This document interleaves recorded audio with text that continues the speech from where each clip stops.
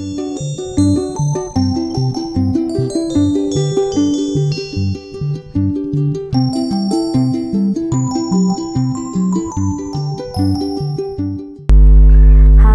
anak-anak kelas 3, selamat pagi. Apa kabar kalian hari ini? Senang sekali di hari ini kita boleh kembali bertemu dengan Mem Cynthia untuk mengikuti pembelajaran daring pada hari ini. Sudah siap belajar hari ini? Eits, tunggu dulu.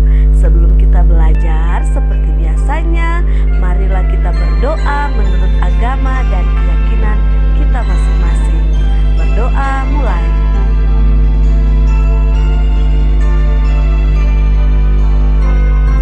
Berdoa selesai.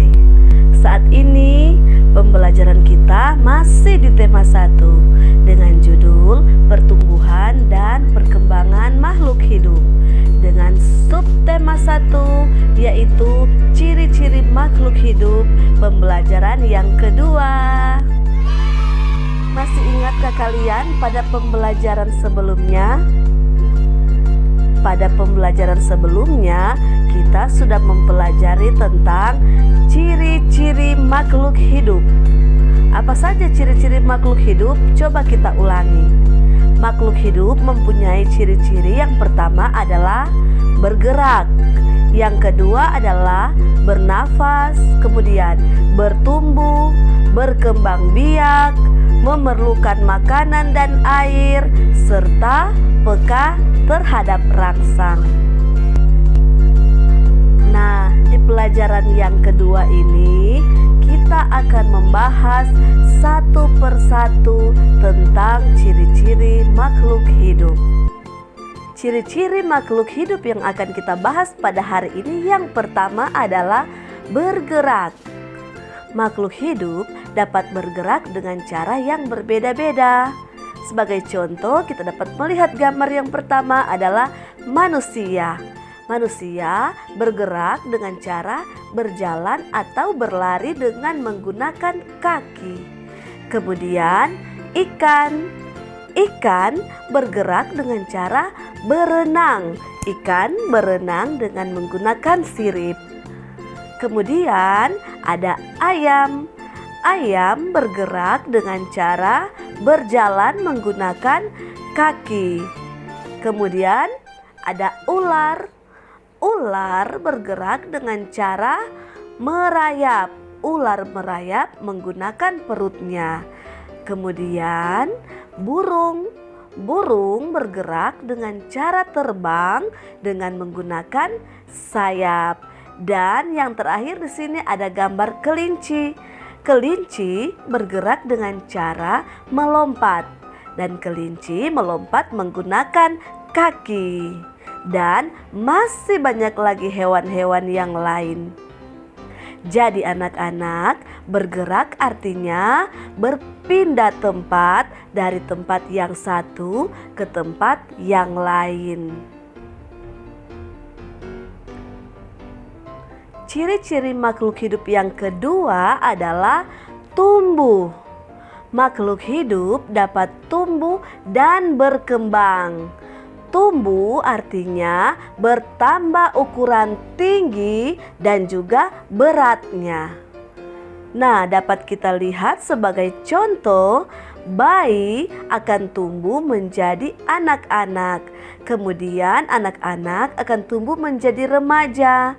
Dan remaja akan tumbuh menjadi dewasa. Dan kemudian gambar yang kedua adalah telur. Kita melihat telur akan menetas dan menjadi anak ayam. Anak ayam akan tumbuh menjadi besar sehingga menjadi ayam dewasa. Itulah yang dimaksud dengan tumbuh. Jadi harus diingat, tumbuh atau bertumbuh atau berkembang artinya bertambah ukuran, tinggi, dan beratnya. Ciri-ciri makhluk hidup yang ketiga adalah bernafas.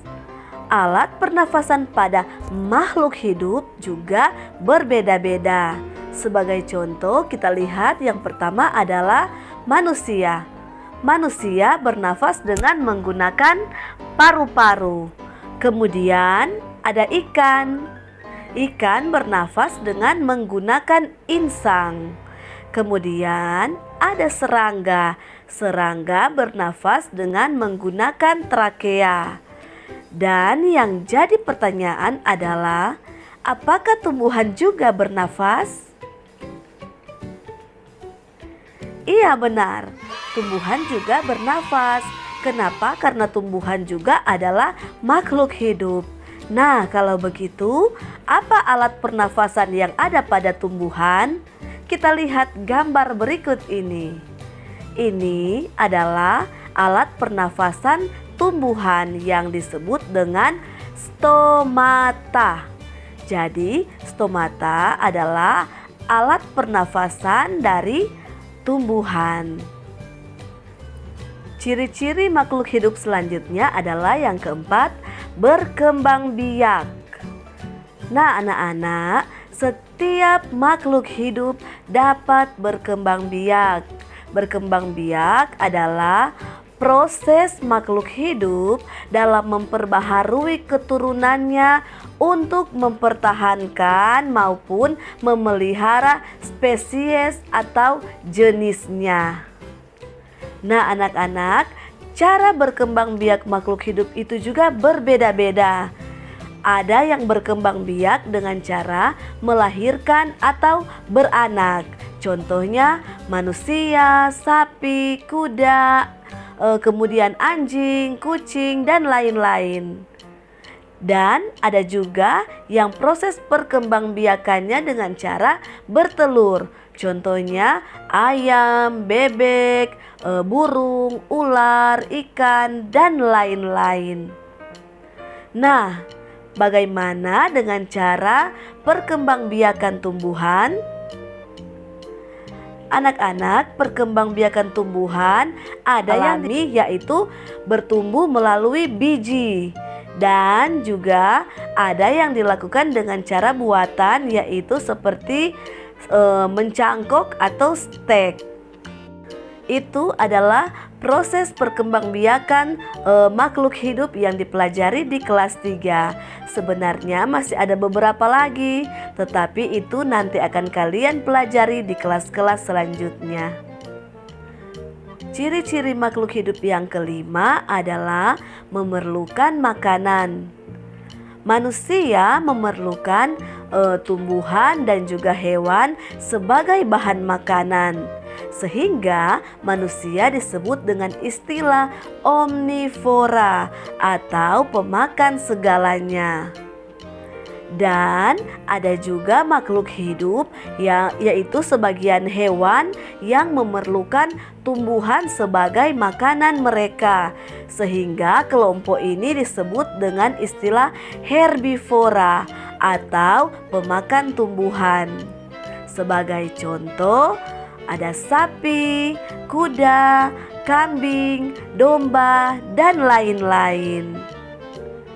Dan berikutnya, sebagian hewan memerlukan hewan lain sebagai makanan mereka, sehingga kelompok ini disebut dengan istilah karnivora atau pemakan daging.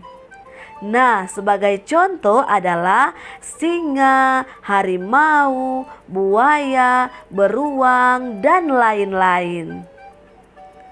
Sebagai makhluk hidup, kita semua membutuhkan makanan dan juga air. Karena jika makhluk hidup tidak makan atau tidak minum air, maka makhluk hidup akan mati. Dan sesuatu yang mati tidak bisa disebut makhluk hidup. Yang terakhir, yang keenam. Ciri-ciri yang keenam adalah peka terhadap rangsang. Anak-anak, setiap makhluk hidup memiliki kepekaan yang berbeda-beda juga. Coba kita lihat gambar berikut ini. Jika kita melihat sinar matahari secara langsung, atau kita melihat cahaya yang menyilaukan, maka dengan cepat kita akan menutup mata kita. Kemudian, apa kalian pernah melihat puteri malu? Puteri malu akan menutup daunnya jika kita sentuh. Dan buah pacar Cina akan meletus jika kita sentuh. Ada lagi kaki seribu. Kaki seribu ketika kita sentuh, ia akan menggulungkan badannya. Itulah yang dimaksud dengan peka terhadap rangsangan. Sampai di sini apa kalian sudah paham? Ibu guru yakin sekali kalian pasti cepat paham dan cepat mengerti. Nah, anak-anak, manusia adalah makhluk hidup yang paling sempurna. Kenapa? Karena manusia dapat melakukan gerakan dengan bermacam-macam cara. Coba kalian praktekkan ini. Kalian berdiri, kemudian kalian berjalan ke samping kiri. Kemudian kalian berjalan ke samping kanan. Dan kemudian kalian maju berjalan ke depan dan kalian berjalan ke belakang. Kemudian kalian praktekkan kembali yang satu ini. Coba kalian berlari ke depan dan kalian berlari ke belakang. Dan kalian berlari ke samping kanan dan berlari ke samping kiri. Kemudian kalian berlari berbelok-belok dan kalian membentuk sebuah lingkaran. Iya, benar sekali seperti itu. Nah, kekuatan kaki adalah menjadi faktor utama kegiatan kombinasi gerak berjalan dan gerak berlari. Anak-anak, dari semua ciri-ciri makhluk hidup yang berbeda-beda, haruslah kita syukuri. Kenapa kita harus bersyukur kepada Tuhan? Karena semua makhluk hidup yang ada di dunia ini adalah ciptaan Tuhan. Keragaman cara bergerak makhluk hidup juga karena kekuasaan Tuhan. Semua itu adalah berkat Tuhan yang harus kita syukuri. Menjaga kesehatan tubuh merupakan salah satu cara kita mensyukuri berkat Tuhan. Dan menghargai orang lain juga itu merupakan bagian dari sikap bersyukur kita kepada Tuhan. Jadi kita harus saling menghargai ya. Bersyukur kepada Tuhan termasuk pengamalan sila pertama pada Pancasila. Kalian tahu apakah bunyi sila pertama pada Pancasila? Iya benar, ketuhanan yang Maha Esa. Lambangnya adalah bintang. Lambang ini anak-anak menunjukkan bahwa bangsa Indonesia menyatakan kepercayaan dan ketakwaan kepada Tuhan yang Maha Esa. Bagaimana kita taat kepada Tuhan? Taat kepada Tuhan yaitu dengan cara kita menjalankan perintah Tuhan dengan baik dan saling menghargai kepercayaan yang dianut oleh orang lain. Bersyukur adalah berterima kasih dengan semua yang telah diberikan Tuhan kepada kita. Nah, anak-anak, itulah pembelajaran kita pada hari ini.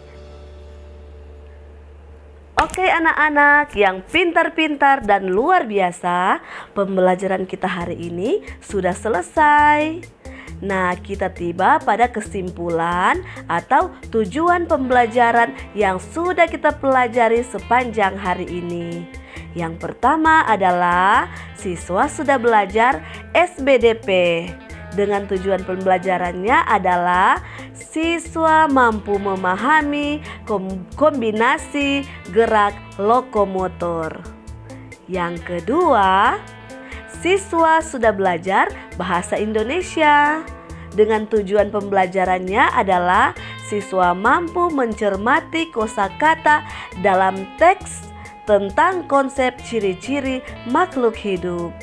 Dan yang ketiga, siswa sudah belajar PPKN, yaitu dengan tujuan pembelajaran adalah siswa mampu memahami arti gambar pada lambang negara, yaitu Garuda Pancasila. Nah, sekarang giliran kalian mengerjakan tugas. Tugas kalian hari ini adalah yang pertama, tuliskan ciri-ciri makhluk hidup. Yang kedua adalah tuliskan alat pernafasan pada tumbuhan. Dan yang ketiga adalah tuliskan 5 hewan yang berkembang biak dengan cara beranak atau dengan cara melahirkan, dan 5 hewan yang berkembang biak dengan cara bertelur. Dan yang terakhir, yang kelima, seperti biasanya, kalian buatlah satu buah video dengan menghafalkan ciri-ciri makhluk hidup.